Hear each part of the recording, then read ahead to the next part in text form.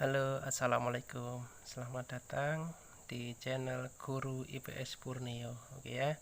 Pada kesempatan ini saya akan berbagi bagaimana sih cara mengubah kegagalan menjadi sebuah sukses yang besar, gitu ya.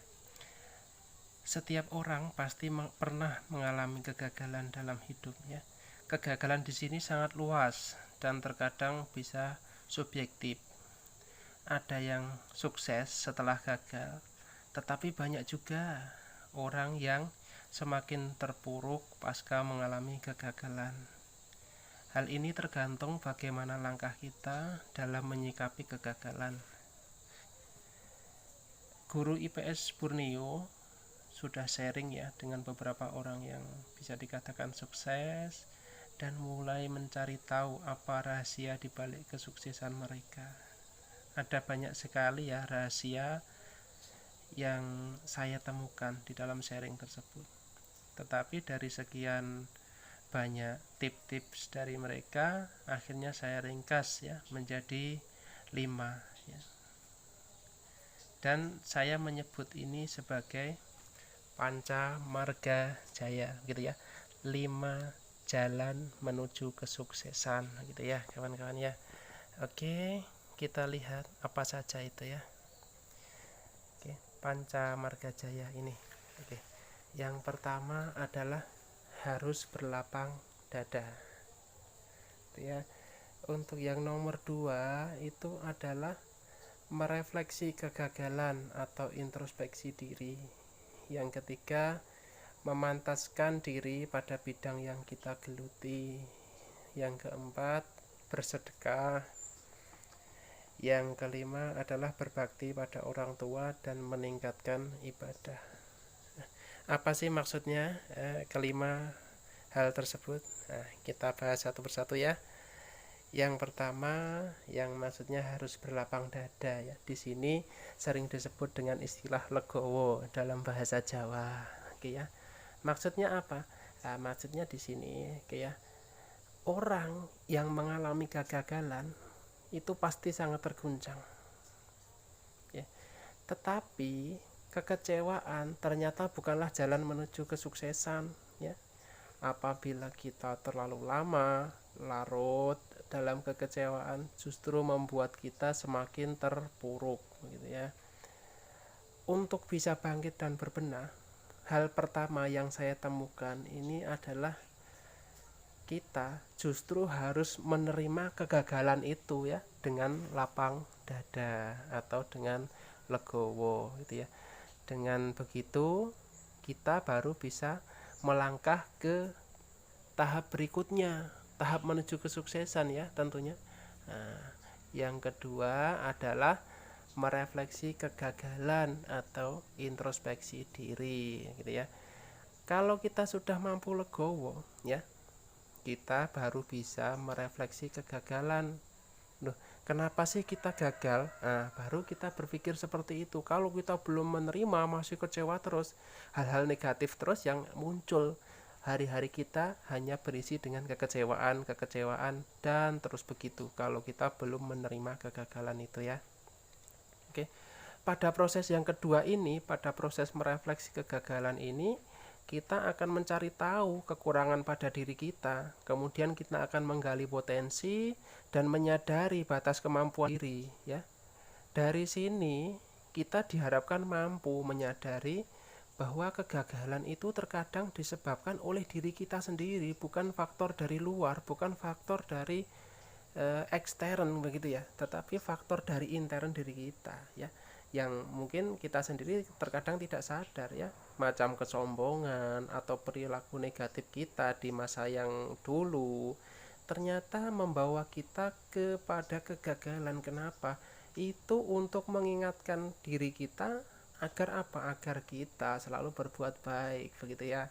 Ternyata kesalahan kita, kesombongan kita membuat kita justru jatuh. Nah, itu ya, itu untuk yang nomor 2.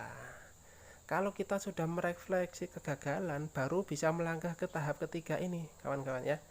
Kita akan berusaha memantaskan diri pada bidang yang kita geluti. Ya, ini ya. Maksudnya memantaskan diri di sini akan kita bahas kawan-kawan ya. Pada tahap ketiga ini kita akan memperbaiki kekurangan diri ya. Mulai menjalin hubungan baik dengan orang lain, bersikap rendah hati, meninggalkan hal-hal negatif. Pada tahap ini kita sadar bahwa kesuksesan kita itu bukan hanya berasal dari kecakapan kita, kemahiran kita, keahlian kita, tetapi dari hal-hal di luar itu sangat mempengaruhi. Nah, pada tahap yang ketiga ini kita cara berpikir kita sudah sampai tahap itu, gitu ya. Nah, tetapi tidak cukup berhenti sampai di situ. Kita menjalin hubungan baik dengan semua orang, tetapi ketika kita tidak meningkatkan kemampuan kita, sama saja kita hanya berada pada titik itu saja, gitu ya.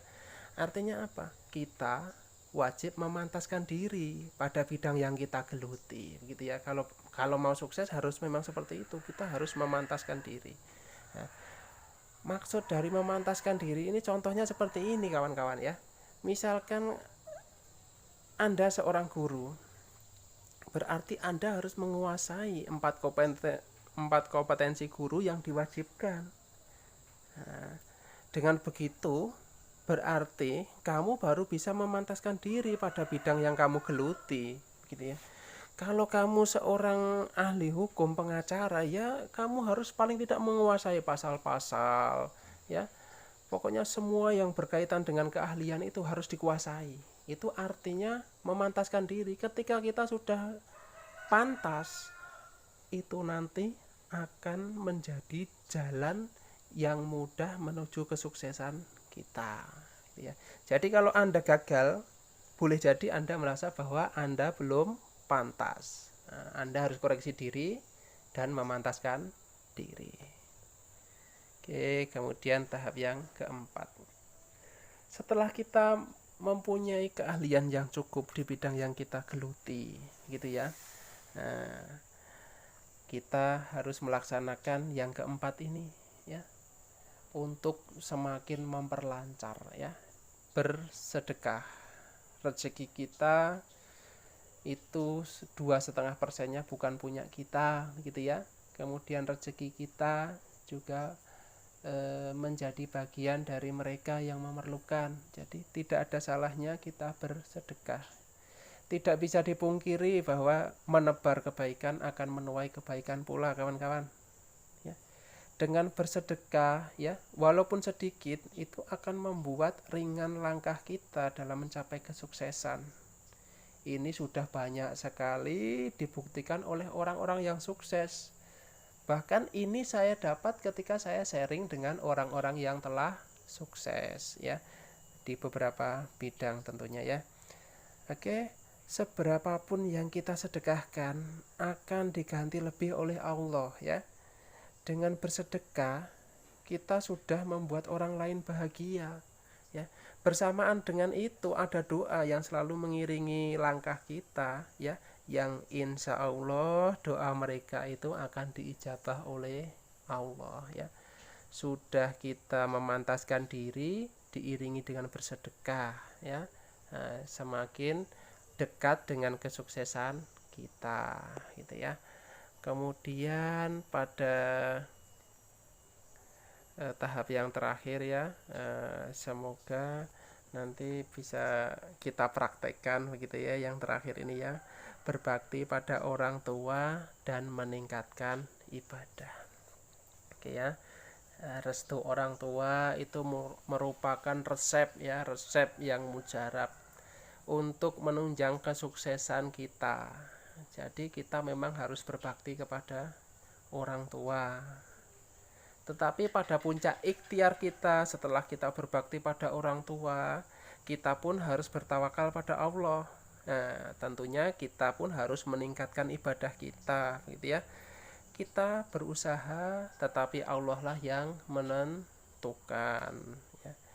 Harus berdoa dalam setiap ibadah, kemudian juga kita tambah dengan ibadah-ibadah sunnah kita. Boleh kita puasa ya, boleh kita sholat tahajud ya.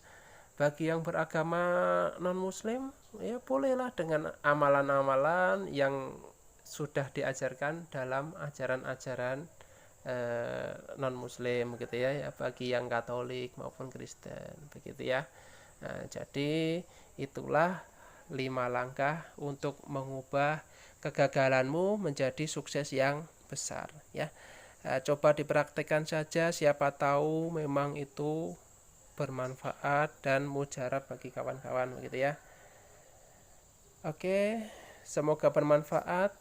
Tetap dukung channel ini ya dengan cara mensubscribe, kemudian like, comment, and share ke semua media sosial teman-teman. Terima kasih. Wassalamualaikum warahmatullahi wabarakatuh.